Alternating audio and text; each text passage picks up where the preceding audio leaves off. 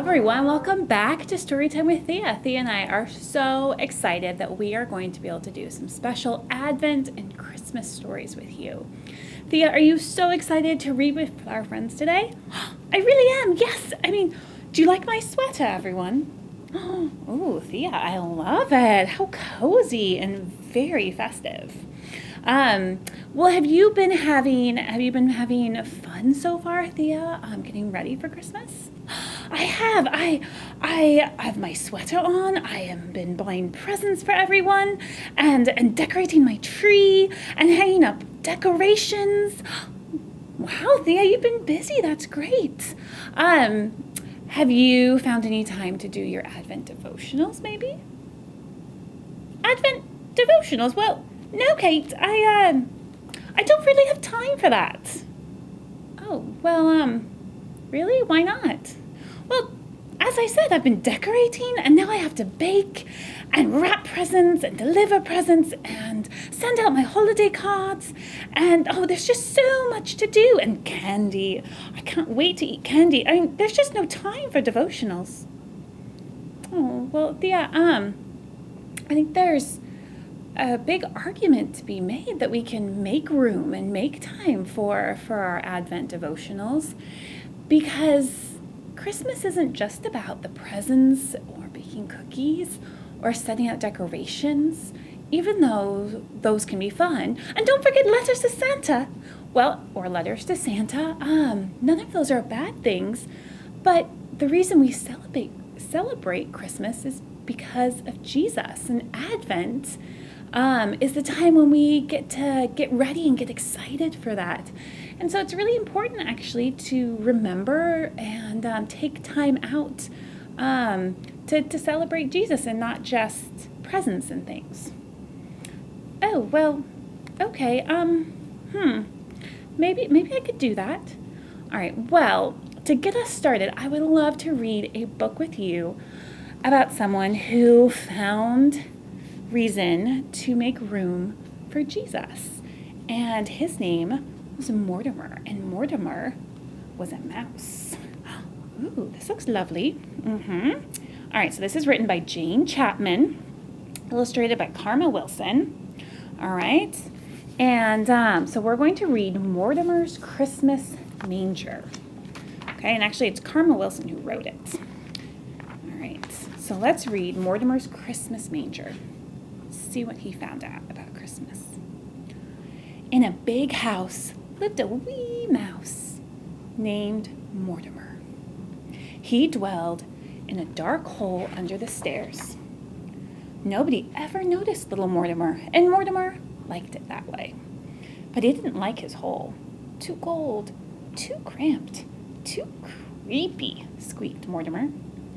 Each day he snuck out and crept about looking for crumbs and tidbits. One day Mortimer spied something new. What he spied was wonderful.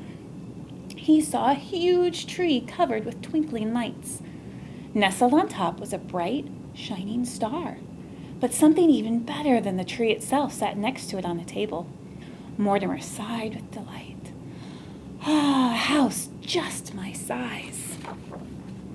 But the house was so high and Mortimer was so low. I'll climb up the tree, said Mortimer. It made a perfect ladder for a mouse. Up, up, up, Mortimer climbed. Down, down, down. Ornaments crashed. Oh dear. Finally, he reached the table. Perfect, said Mortimer. Not cold, not cramped, not creepy. Cozy. But who are you? Mortimer had never seen people so small, almost as small as himself. He had never seen such strange animals either. Tap, tap, tap. Mortimer knocked, but no one answered. Tap, tap, tap. No one moved an inch. I see, Mortimer squeaked. You aren't real, only statues. And so Mortimer lugged and Mortimer tugged. One by one, he dragged the statues out. When he reached the smallest statue, he saw it was a baby in a wooden bed, just Mortimer's size. "There's no room for you here," Mortimer said. "Out you go." Then into bed crawled Mortimer. He fell fast asleep in the soft, warm hay. The next day, as Mortimer crept about, he found good things to eat: cookie crumbs, fruit-cake morsels, and spicy peppermint candy. But when Mortimer scampered back up to his new home, the statues were set up again. "No, no, no," squeaked Mortimer. "This won't do. There's no room for me."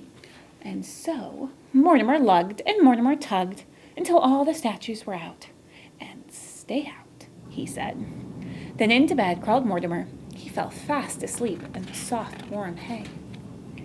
But each day while Mortimer scurried about, the statues were set up again.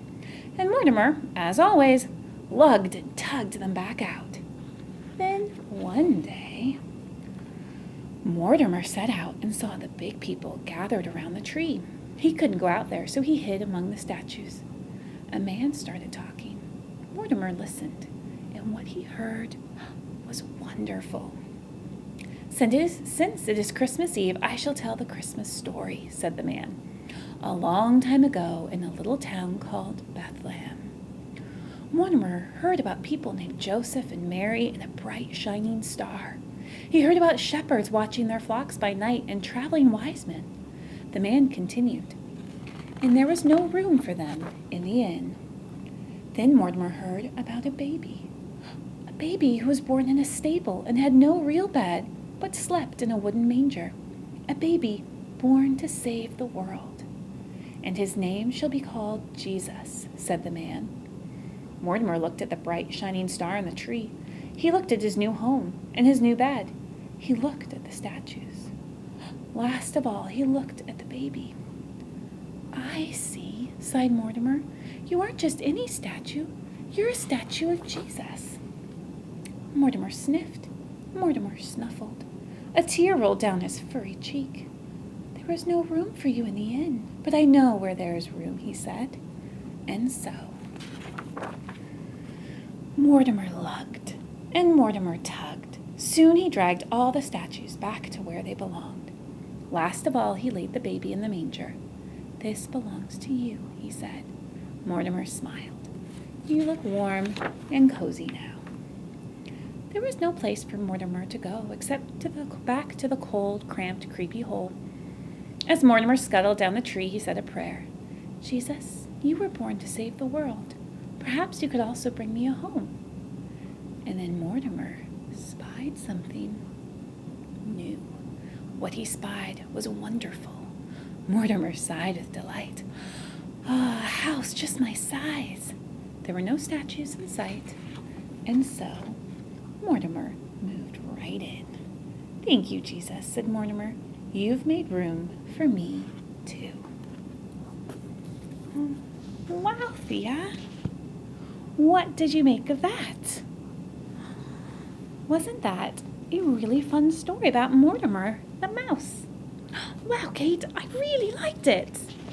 I really found it very interesting that Mortimer, who didn't think that there was room for Jesus, and he actually pushed him out, then realized that because Christmas is all about Jesus, that we should really make room for him.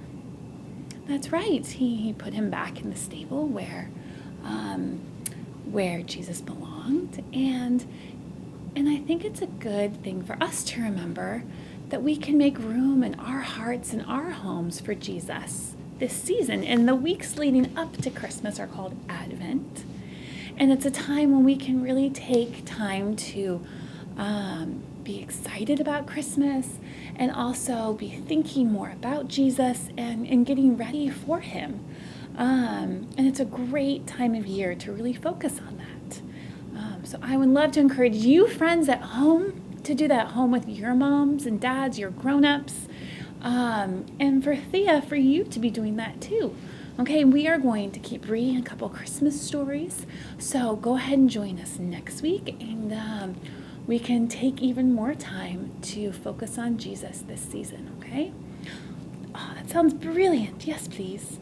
All right, bye, friends. See you next week.